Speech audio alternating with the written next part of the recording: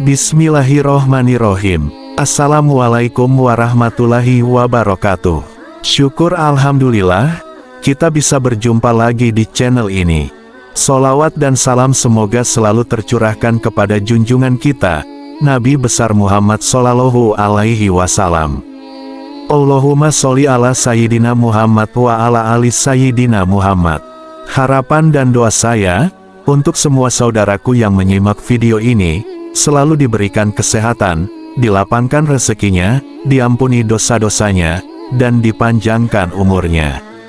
Amin ya robbal alamin. Sahabat beriman yang dirahmati Allah, salah satu sunnah salat adalah membaca surat atau ayat Al-Quran usai membaca surat Al-Fatihah.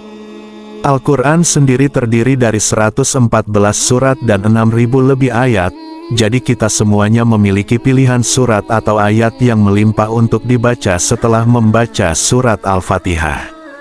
Dan semua surat maupun ayat dalam Al-Quran boleh dibaca, mulai dari surat-surat pendek seperti yang ada pada juz 30. Ada pula yang gemar membaca potongan-potongan ayat dalam surat-surat yang panjang, dan ada juga yang membaca surat atau ayat yang disesuaikan dengan situasi atau momen-momen tertentu.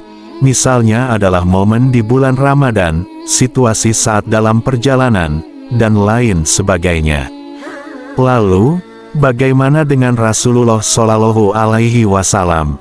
Surat atau ayat apa yang sering dibaca Rasulullah saat salat subuh? Dari Hutbah bin Malik, beliau pernah berkata bahwa ia pernah salat subuh bersama Nabi Shallallahu Alaihi Wasallam.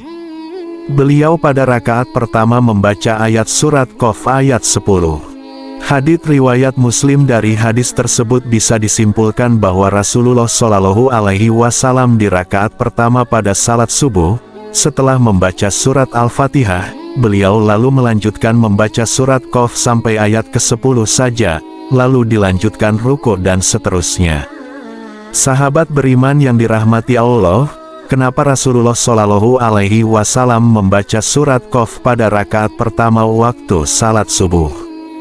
Apa keutamaannya? Isi surat Qaf ini intinya adalah untuk memperingatkan manusia tentang kejadian mereka dan mengingatkan tentang nikmat-nikmat yang diberikan kepada manusia, begitu juga peringatan tentang hari berbangkit, hari berhisab, surga, neraka, pahala, dosa, dan lain sebagainya, supaya kita selalu ingat kepada Allah.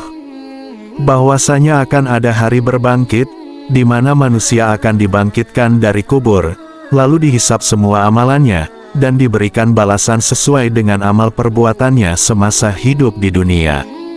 Bagi yang banyak amal baiknya, akan diberikan ganjaran masuk surga, dan bagi yang banyak amal buruknya, akan dimasukkan ke neraka dengan segala siksaannya.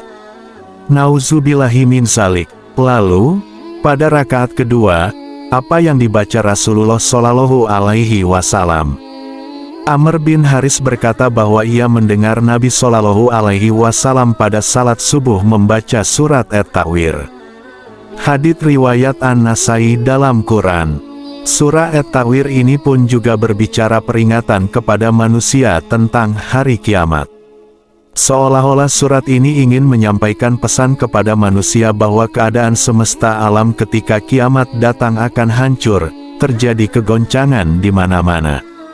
Matahari akan digulung sehingga semesta gelap gulita, dan manusia tidak akan dapat mengelak dari pengadilan Allah tentang amal perbuatan yang dikerjakan semasa hidup di dunia. Apa keutamaan membaca surat At-Tawir pada rakaat kedua salat subuh?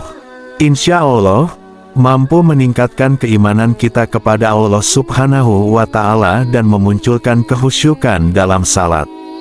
Bahwasanya kita semua akan meninggal, dan akan sangat celaka di saat kita meninggal tanpa bekal amal soleh yang cukup untuk menghadap Allah Subhanahu wa Ta'ala. Sahabat beriman yang dirahmati Allah, untuk itu, disarankan untuk kita semua, bacalah dua surat ini saat mengerjakan salat subuh, dan pahami maknanya dengan baik.